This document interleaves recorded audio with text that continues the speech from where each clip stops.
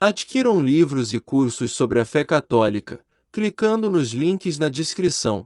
Hoje nós gostaríamos de falar a respeito da tradição que existe na igreja há 2000 anos e que nesses últimos tempos aqui no Ocidente nós meio que fraquejamos, a tradição de as mulheres usarem véu na igreja ou véu para a comunhão. Muita gente estava esperando uma palavra minha a esse respeito já faz tempo, mas eu acho que não convém nós construirmos a casa a partir do telhado. É importante nós entendermos que aqui nós estamos diante daquilo que é uma teologia do corpo, daquilo que Deus quis para todos nós e fez de diferença entre o homem e a mulher. Então nós vamos começar recordando algumas coisas que nós já vimos em outras palestras. A natureza diferente entre o homem e a mulher.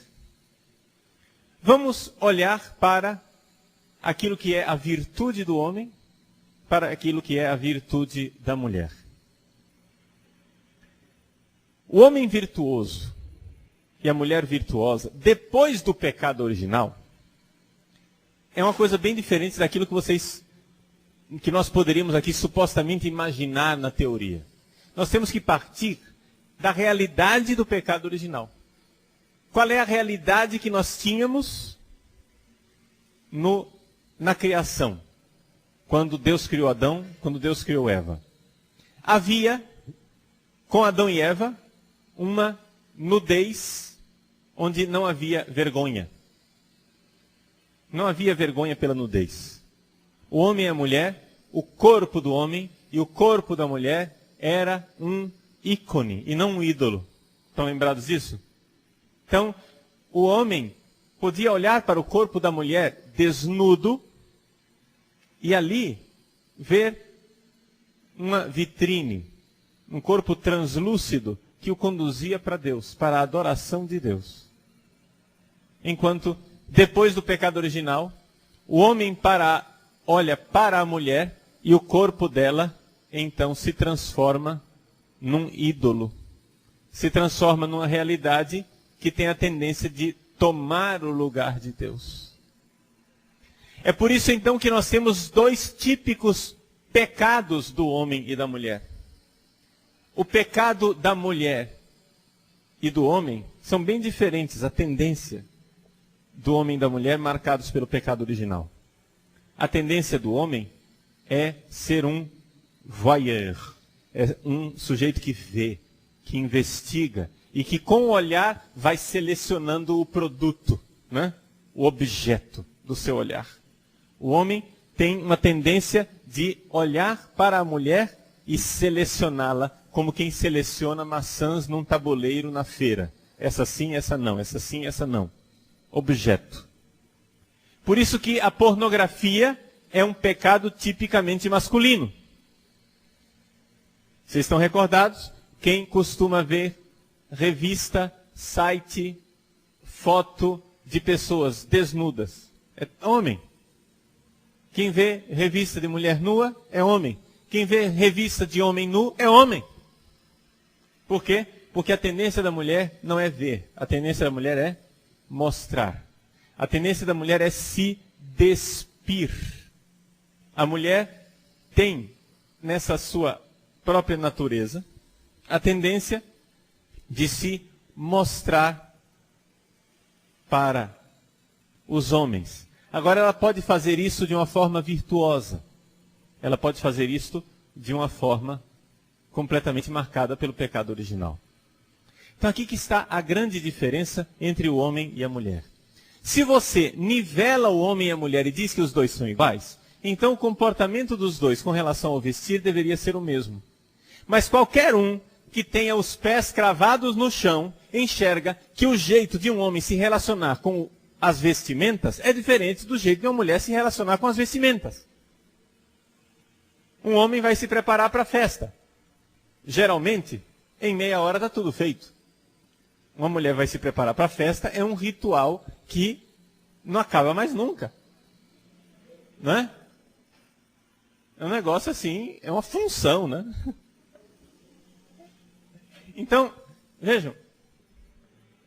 Por quê? Porque a forma de a mulher se relacionar com as vestes é diferente da forma do homem se relacionar com as vestes.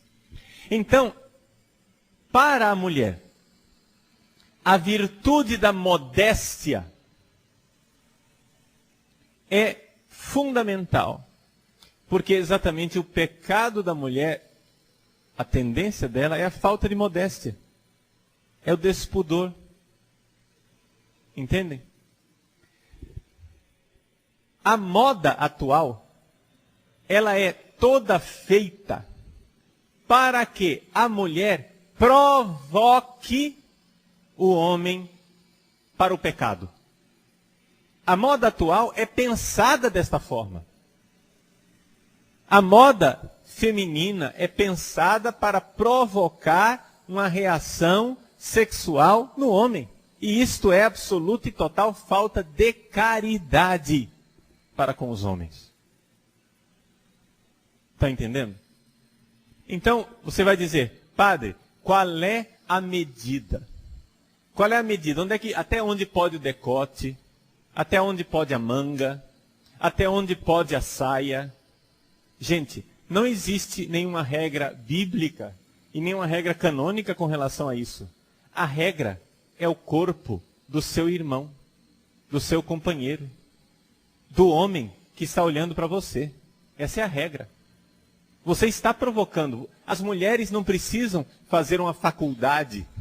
As mulheres não precisam fazer pós-graduação para descobrir o que é que provoca um homem e o que é que não provoca um homem. Estamos de acordo? Vocês sabem perfeitamente o que provoca e o que não provoca. Então, trata-se de, aqui, dar ao corpo da mulher o valor que ele tem. Quanto mais a mulher encobrir o seu corpo de forma elegante, bonita. Eu não estou falando, quando eu falo de cobrir o corpo da mulher, eu não estou falando de burca, né? Eu não estou dizendo para usar uma burca. Não é nada disso. Eu estou dizendo que existe uma beleza, uma elegância, que se veste de modéstia. Estão entendendo? E que é belo de se ver, mas não é ocasião de pecado. Está entendendo? Então existe isto é próprio da mulher. E isto é próprio da mulher? Não, e isso não é cultural, gente. Não é cultural. Em todas as culturas, de todos os tempos, de todos os lugares, as mulheres sempre investiram energia, tempo no vestir. Você vai lá no Japão e você vê aqueles kimonos diferentes das mulheres, a forma como elas se maquiam, como elas ensaiam o jeito de andar, os pequenos gestos, etc. É aquilo que a cultura delas chama de atraente. Mas em todas as culturas, a mulher investe na beleza do vestir. É assim na África, é assim entre os povos indígenas, é assim na Europa, é assim em tudo quanto é lugar. Você vai dizer, mas nos povos indígenas as mulheres são nuas. São nuas, mas se vestem com ornamentos. Os ornamentos das mulheres são diferentes dos ornamentos dos homens. Existe sempre esse investir, né? Tempo, energia, nessa realidade, porque isto é transcultural. Isso não depende de cultura. A mulher, ela gosta de ser admirada no seu vestir, no seu corpo, etc. Então, se nós consideramos isso, que é a natureza criada por Deus na mulher, nós temos que considerar também a perversão criada pelo nosso pecado na mulher, que é o despudor, que é a forma de querer se mostrar, se exibir, etc. Ora, isto tudo significa que a mulher para que, quando a mulher quer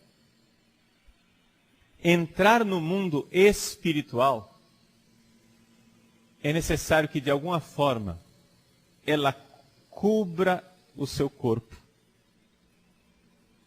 Você vê uma mulata nua em cima de um carro alegórico, você não diz, olha que mulher piedosa. Você não diz, olha que mulher inteligente. Você não diz, olha, mas que mulher generosa. Não. Ela se reduziu a alguns quilos de alcatra rebolando em cima de um carro. Ela se reduziu ao seu corpo. Quanto mais mostra o corpo, mais esconde a alma. Está entendendo? Então é por isso que existe uma tradição na igreja de 2000 anos de as mulheres usarem o véu na igreja. Isto está baseado na Sagrada Escritura e isto ainda existe no mundo, ainda hoje, na Igreja do Oriente. Nós seguimos essa tradição durante 1960 anos. O Oriente segue até hoje. Mas de 50 anos para cá, no Ocidente, onde nós moramos, houve uma revolução fora da igreja que repercutiu numa revolução dentro da igreja. Fora da igreja, o que é que aconteceu em 1968? Revolução estudantil. O que aconteceu na década de 70? Revolução hippie, revolução sexual. Então, o que aconteceu? As mulheres que antes, por exemplo, todas usavam saia, começaram a usar a calça comprida. Começaram a se comportar querendo exigir uma diferença. De exigir uma igualdade com o homem. Mas vejam que esta igualdade feminista radical, na verdade, fez um mal imenso às próprias mulheres. Por quê? Porque as mulheres deveriam exigir direitos fundamentais, os direitos fundamentais iguais aos homens, mas não deveriam exigir igualdade com os homens em certas coisas. Tipo, seria muito ruim que agora as mulheres, para serem iguais aos homens, se masculinizassem. Estamos de acordo? Ah, mas nós queremos ser igual. Imagine mulheres masculinas. Que coisa horrível. Que coisa feia. Não é para ser igual. Deus fez diferente. Então, os direitos fundamentais iguais, tudo bem. Que a mulher tenha direito de votar, que a mulher possa entrar na vida política, que a mulher possa fazer, sei lá, ter que funções na sociedade, estamos todos de acordo, mas que a mulher leve a riqueza da sua feminilidade para essas profissões e não se masculinize. A gente vê que essas feministas radicais são terrivelmente masculinas. São até uma caricatura da mulher. É uma coisa horrível. Então o que é que nós vemos? Houve esta revolução fora da igreja. Essa revolução repercutiu dentro da igreja. Nós tínhamos uma tradição de as mulheres usarem o véu dentro da igreja, pelo menos na hora da comunhão. Não é? De uma forma geral, as mulheres usavam o véu dentro da igreja. Só para quem não está acostumado com a tradição como ela era, vamos dizer do que é que eu estou falando. A tradição de 2000 anos, conforme aquilo que está lá na carta, a primeira carta de São Paulo aos Coríntios, capítulo 6, é de as mulheres cobrirem a sua cabeça para a oração. O homem não cobre a cabeça, a mulher cobre a cabeça para a oração. Ok? Essa norma, ela foi sustentada durante quase 2000 anos. E agora nós largamos a história. O que é que o Padre Paulo pretende com essa palestra aqui? Dizer que vocês, todas mulheres, devem usar o véu para ir à igreja? Não, não estou querendo dizer isso. O que eu estou querendo dizer, o que eu estou querendo revelar para vocês é um segredo. Vou falar, posso? Vocês podem usar o véu. Não é proibido. Por quê? Porque a revolução que aconteceu dentro da igreja inverteu as coisas. E, ao tornar uma coisa facultativa, parece que ela se tornou proibida. Por exemplo, a partir da década de 60, os padres podiam usar a batina ou podiam usar o clergyman. Vocês sabem o que é clergyman, né? Aquela camisa com colarinho especial. São as duas roupas autorizadas para o padre. Ora, parece que agora foi proibido usar batina. Mas nunca foi proibido. Se tornou facultativo. Você pode usar a batina, você pode usar o clergyman. Por exemplo, quando você vai ao centro de Cuiabá, no calor de 43 graus, né? Pagaram a conta no banco, no sol de meio-dia, é evidente que um clergyman cinza é muito mais confortável do que uma batina preta. Estão entendendo? Agora, não quer dizer que agora é proibido eu usar batina. Mas as pessoas estão se comportando como se fosse proibido.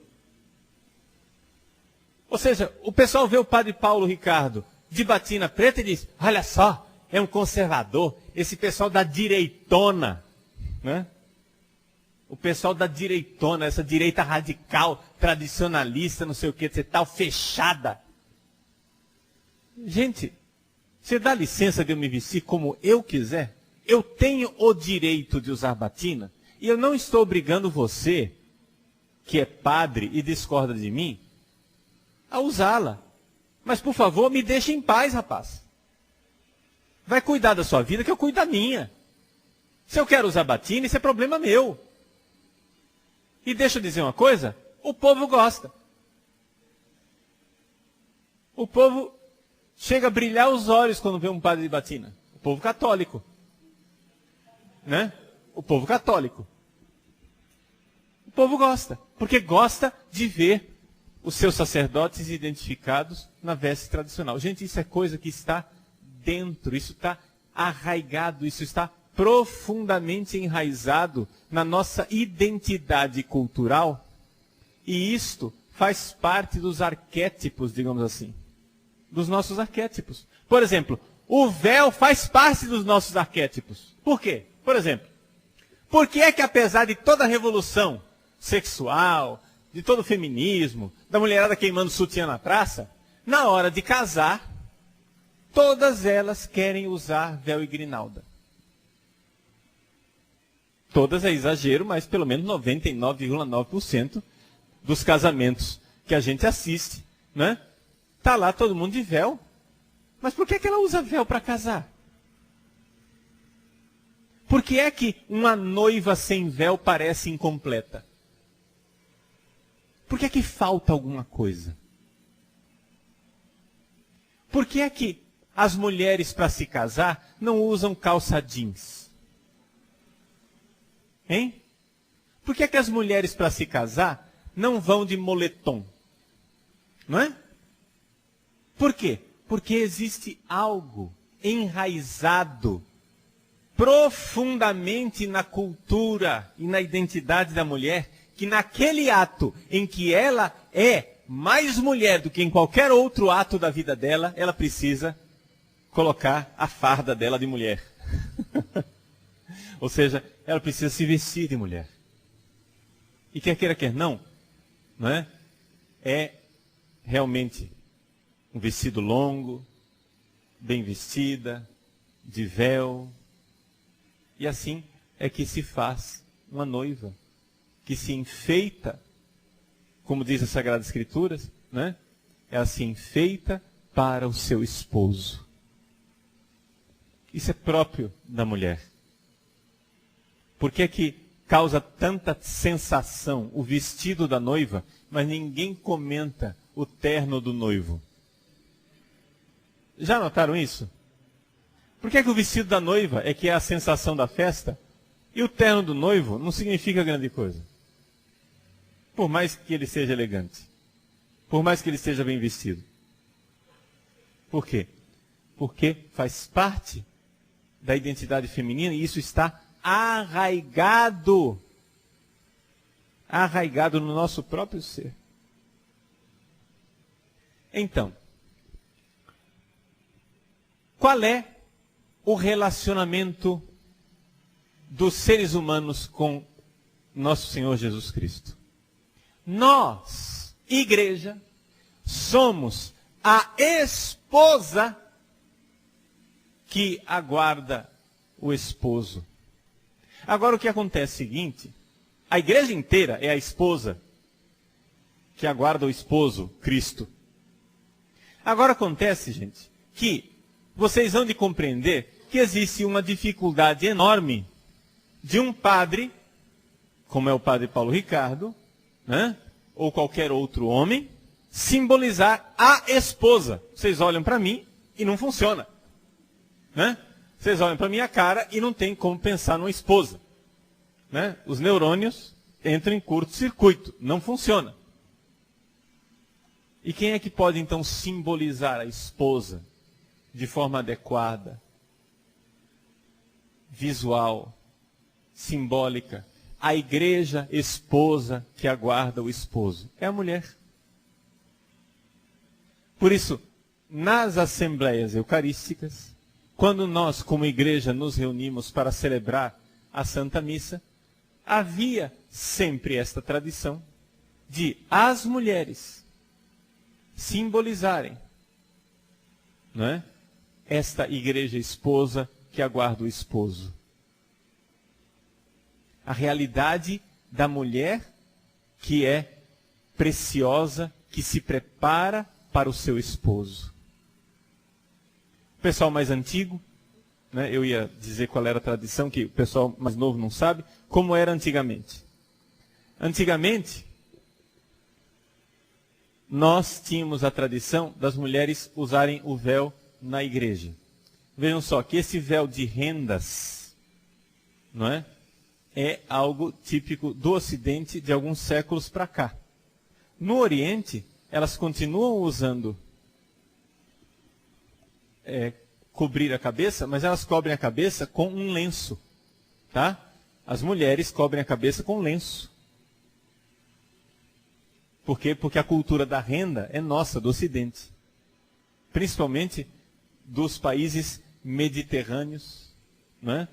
Portugal e Espanha são países mediterrâneos. Então, nós tínhamos a tradição de as mulheres na igreja usarem o véu. As mulheres casadas ou as solteiras já de mais idade, mesmo que fosse virgem, mas já tivesse mais idade, as mulheres de mais idade e as mulheres casadas usavam o véu preto. E as mulheres solteiras usavam um véu branco. Hoje, essa coisa do véu preto e véu branco se tornou uma coisa meio facultativa em todos os lugares onde ainda se usa véu. Tá? Havia antigamente essa distinção bastante rígida. Não, tinha que ser véu preto para as casadas e véu branco para as solteiras. Hoje a coisa já se tornou um pouco mais, digamos assim, sem esse rigorismo.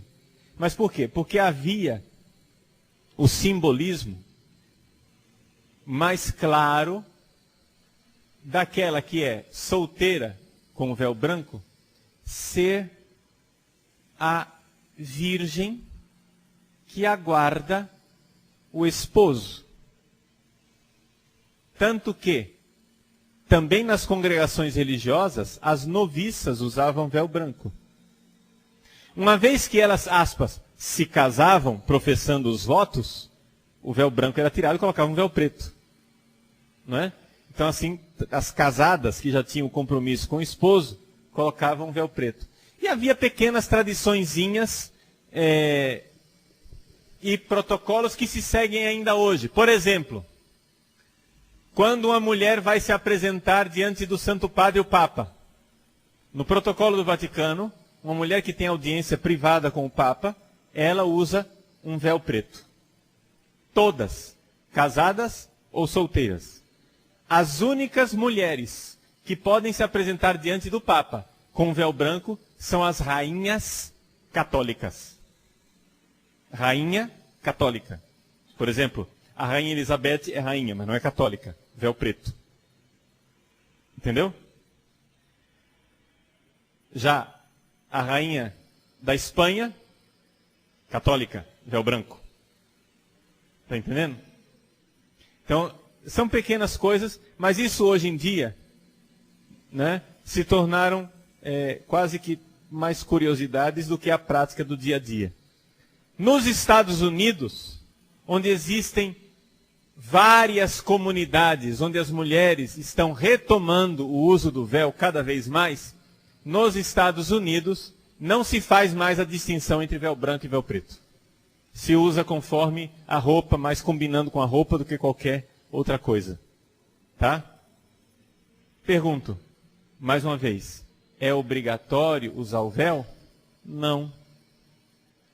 É uma possibilidade. É importante que você saiba que não é proibido, só isso. Não é proibido. Assim como não é proibido um padre usar batina. Se você depois um dia me encontrar no centro da cidade de clergyman, você não vai me apedrejar, né? Entendeu? Porque eu estou sem batina. Eu estou vestido de uma forma lícita, estou de clergyman. Mas é proibido usar batina? Não. Quando eu posso usar batina, quando eu tenho condições de usar batina, eu uso. Ou seja, quase que o dia inteiro e todo dia. Mas é a questão do poder. Eu posso. Está claro isso para vocês? Quando eu vou viajar, né, de avião, eu ponho clergyman. Por quê? Porque é muito mais prático. Você viajar de avião de batina é um negócio mais complicado. Não é que seja impossível, né? O Papa viaja de batina de avião, não é problema. Mas chama muita atenção, é mais discreto o clergyman, mais prático para movimentação, aqueles espaços apertados do avião, né? Então são só razões práticas. O véu, então. O véu, gente, tem um significado. Olha só o que nós estamos vendo. Um significado arraigado na própria natureza da mulher, que é a esposa que se prepara para o esposo. Tem um significado bastante enraizado de 2000 anos de tradição. Então é possível. Esta realidade do véu era mandatória até 50 anos atrás. No antigo Código de Direito Canônico, era previsto que as mulheres usassem véu. Hoje já não é mais obrigatório. Mas por que não é obrigatório, quer dizer que é proibido? Não.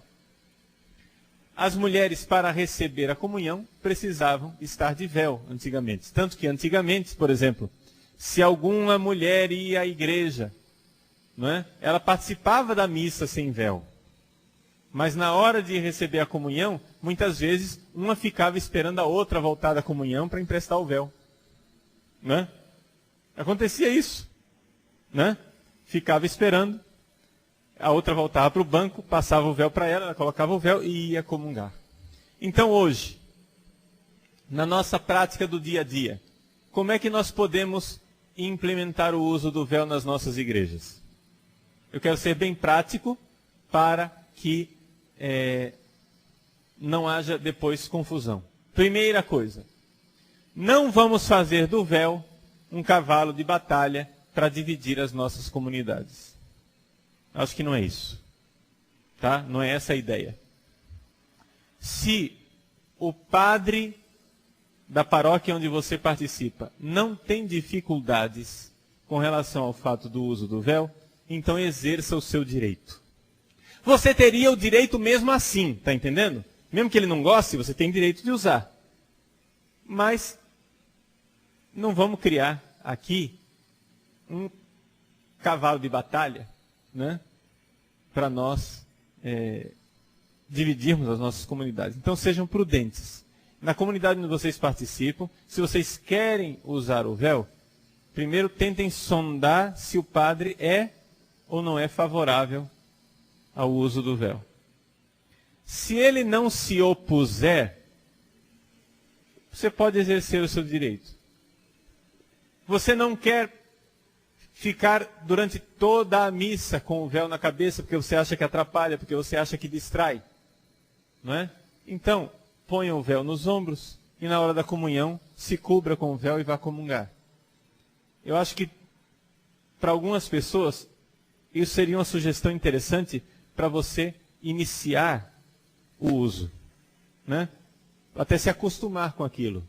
Porque no início parece meio um negócio assim, meio esdrúxulo, que chama atenção, distrai, entende? Mas então, tem o seu véu, use o véu para comungar e depois tire o véu. Aquelas que já se sentem mais à vontade, mais livres para usar o véu o tempo todo, usem o tempo todo, tá? É um direito, é uma possibilidade. E aquelas que não desejam usar o véu, não se sintam pecadoras por isso. Misericórdia. Entende? Que não é uma condenação. Nós não estamos condenando ninguém. Quando eu uso batina, eu não estou condenando os padres que estão de clésima. Dá para entender? Quantas e quantas vezes eu encontro os padres de clésima muito tranquilamente, não estou condenando ninguém. Não estou dizendo que você... Mas é interessante a gente retomar essa tradição.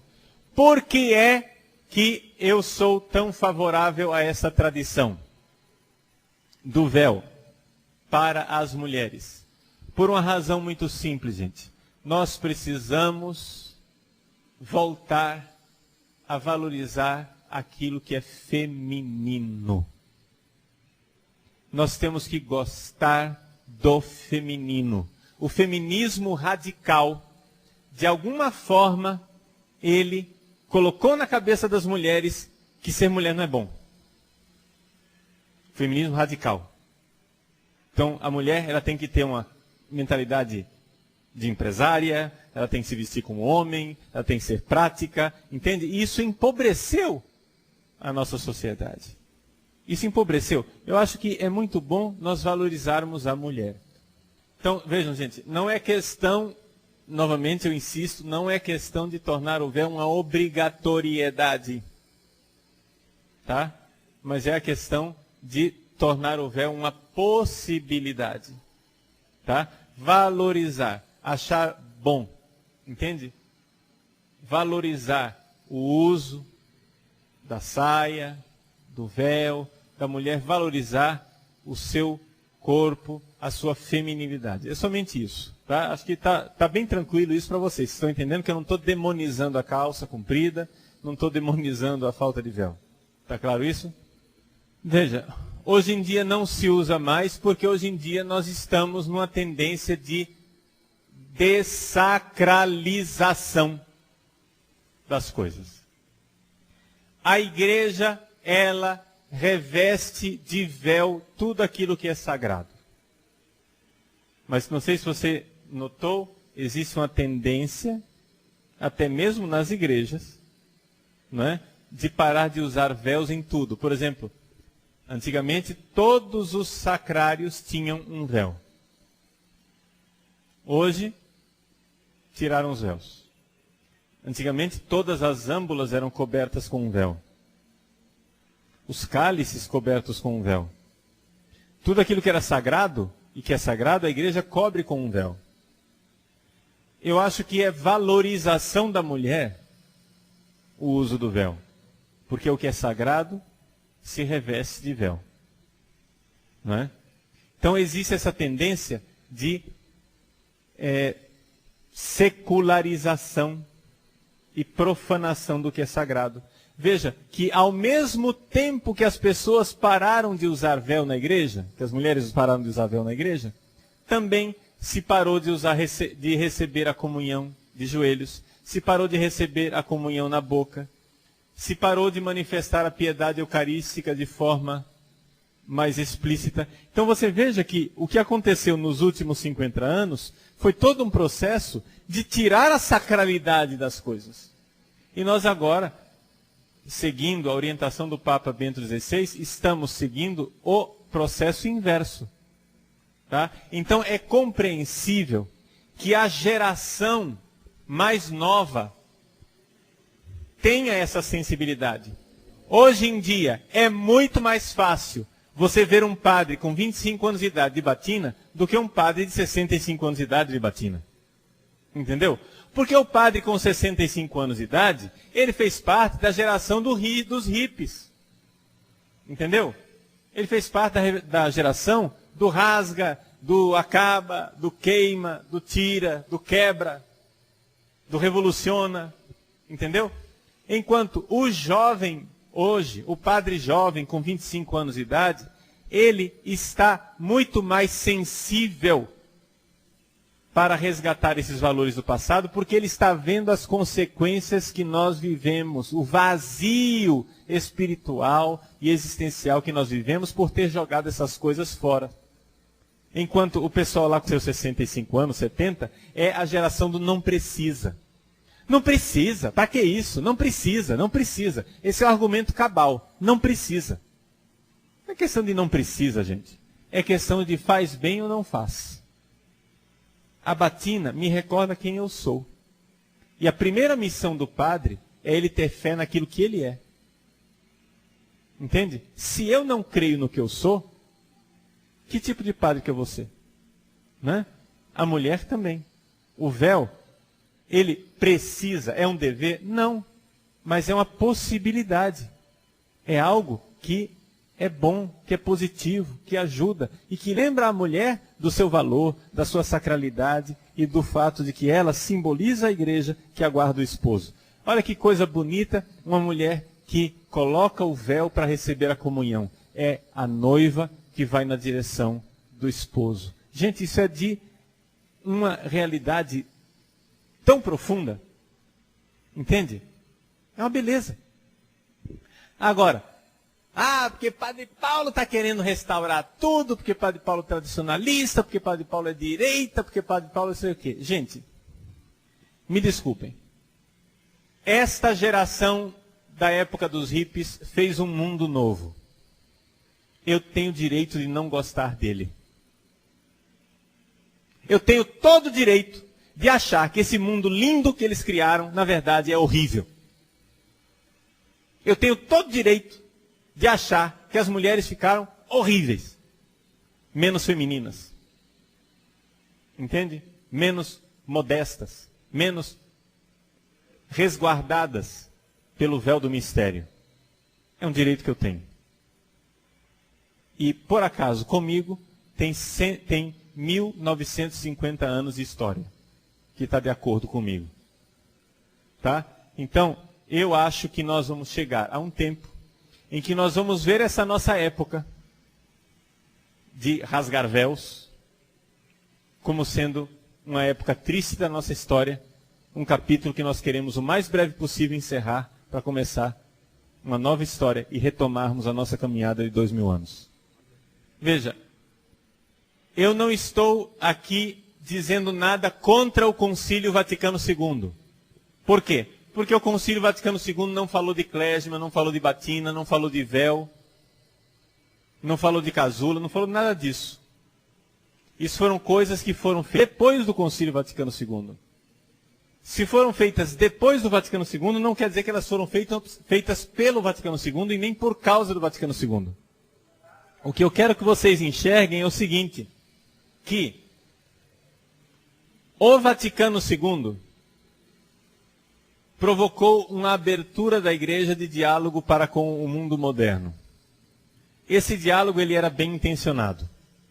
Acontece que teve gente que se aproveitou dessa abertura para radicalizar e profanar as coisas. E é aí que aconteceu aquilo que o Papa Paulo VI falou em 1972. A fumaça de Satanás entrou dentro da igreja. Entende? Mas foi o Vaticano II que pôs a fumaça de Satanás? Não. Foi gente que se aproveitou do Vaticano II, usando o Vaticano II como uma bandeira e fez introduzir dentro da igreja coisas que o Vaticano II jamais sonhou. Mas hoje nós temos aí já 50 anos de história e nós podemos ler os documentos do concílio naquilo que eles têm de muito positivo, porque são muito bons, não é? E retomar a tradição de 2000 anos. Vamos responder aqui ao problema da primeira carta aos Coríntios. Qual é a argumentação que São Paulo usa na primeira carta aos Coríntios para explicar o véu? Ele diz o seguinte, que com o véu as mulheres devem se submeter ao seu esposo. Uma submissão.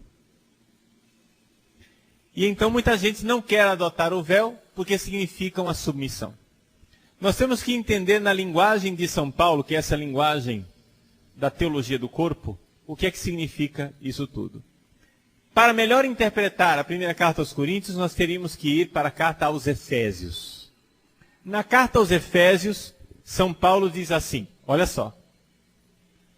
Mulheres, sede submissas aos vossos maridos. Maridos, amai vossas mulheres como Cristo amou a igreja. Pergunto. Se eu dissesse para você que São Paulo pede que só as mulheres sejam submissas, então você poderia também deduzir que São Paulo está dizendo que só os maridos é que devem amar as mulheres. Sim ou não? Ele está dizendo, mulheres sede submissas, maridos amai as vossas esposas.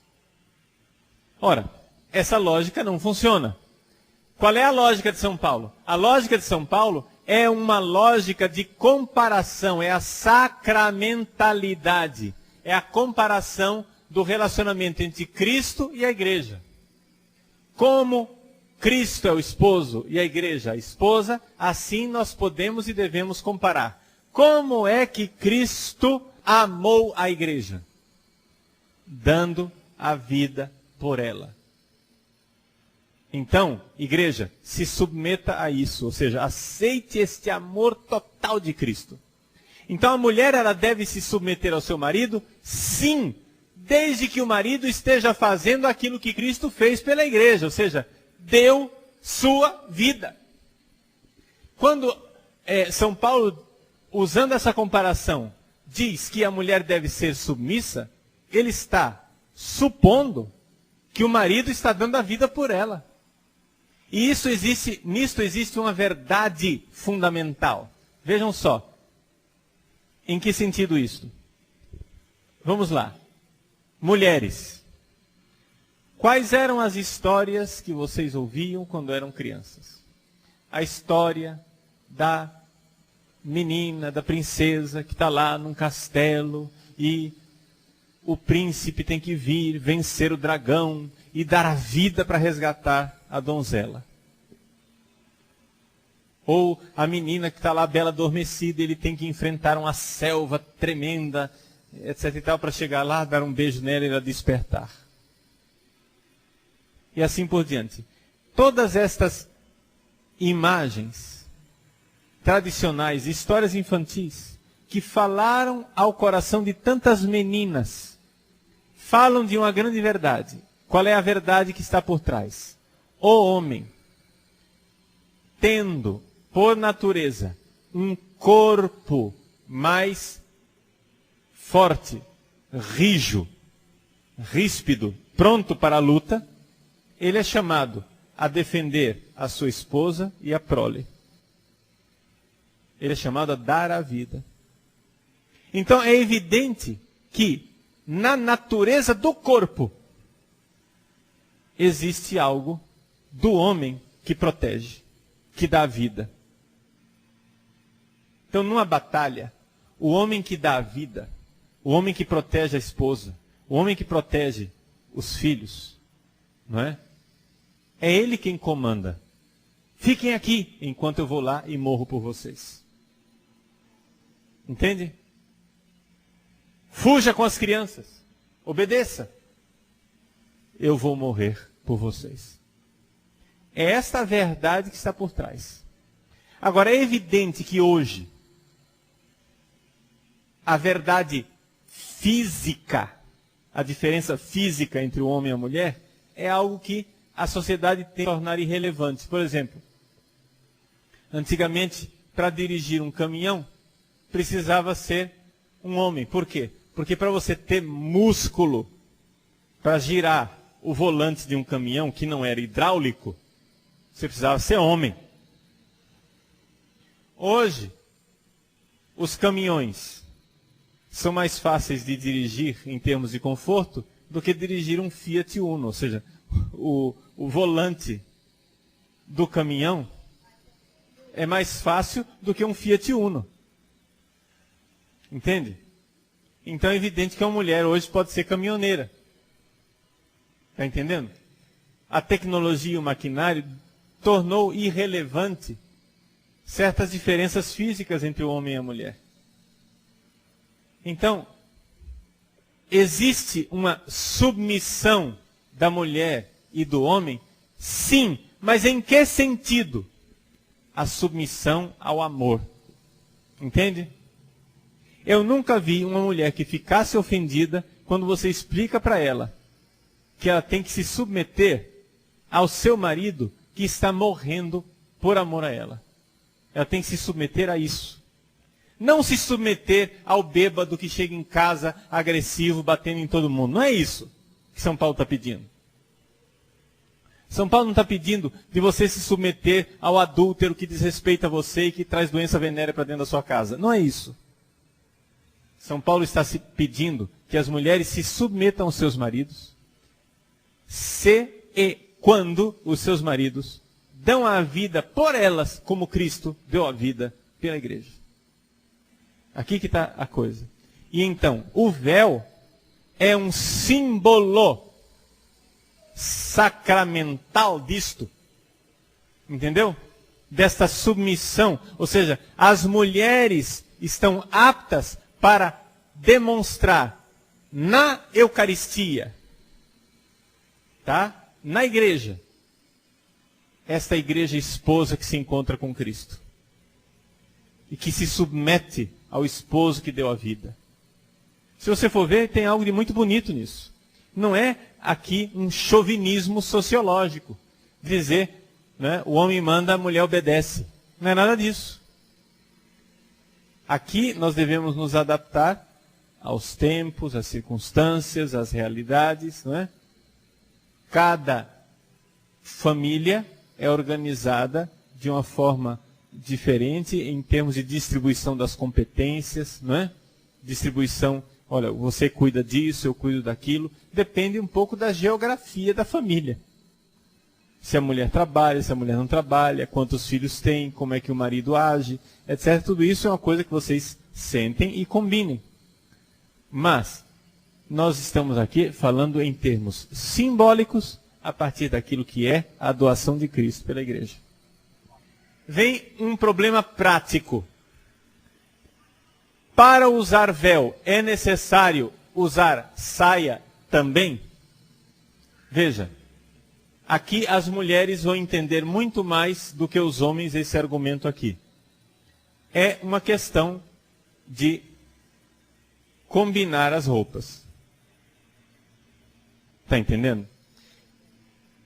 O que é que vocês diriam de um homem com chinelo Raider e gravata?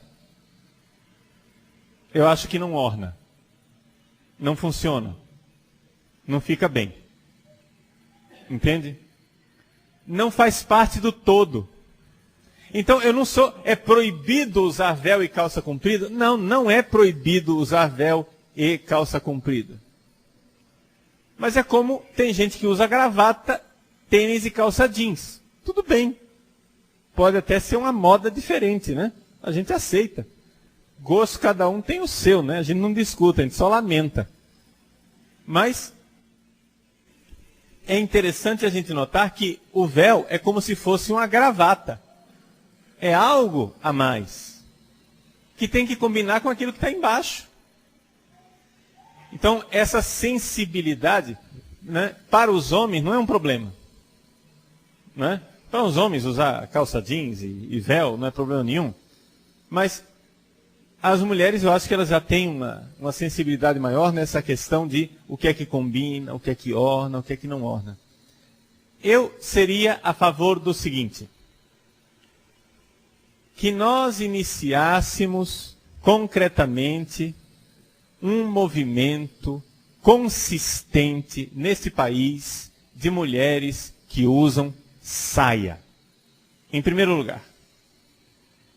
Por quê?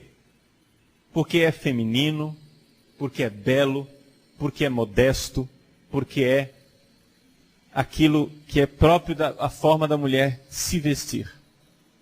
Eu sei que não é tão prático como uma calça jeans, né? Você usa uma calça jeans e depois você só tem que escolher o que vai pôr por cima. A calça jeans vale tudo. Não é isso? Enquanto a saia, você já tem que ficar preocupada. A saia vai combinar com que blusa? Eu não posso usar sempre essa, porque essa eu já usei ontem, aí o pessoal vai dizer que eu estou usando uniforme. Aí, entende? Enquanto a calça jeans é um negócio muito mais prático, um negócio muito mais tranquilo. Eu sei disto tudo. Então, eu não estou condenando as mulheres de calça. Eu estou somente dizendo, gente, vamos iniciar um movimento. Mulheres, achem lindo ser mulher. Achem bonito ser feminina. Entende? E viver a modéstia da mulher. Para quem vive em climas frios, vai dizer assim, mas aqui é frio, em Cuiabá é quente, tudo bem, mas aqui é frio, etc e tal. Gente, durante séculos na Europa, as mulheres viveram na neve com saia. Eu acho que não é o problema. Né? Existem formas de se aquecer. Tá? Então, é só uma questão de um movimento em que nós consideremos esta verdade da teologia do corpo que nós descobrimos. A verdade de que a mulher é diferente do homem. O jeito dela ser é diferente. E isso é muito bom que seja assim. A mulher não precisa invejar o homem não precisa invejar a mulher. São duas realidades, não é?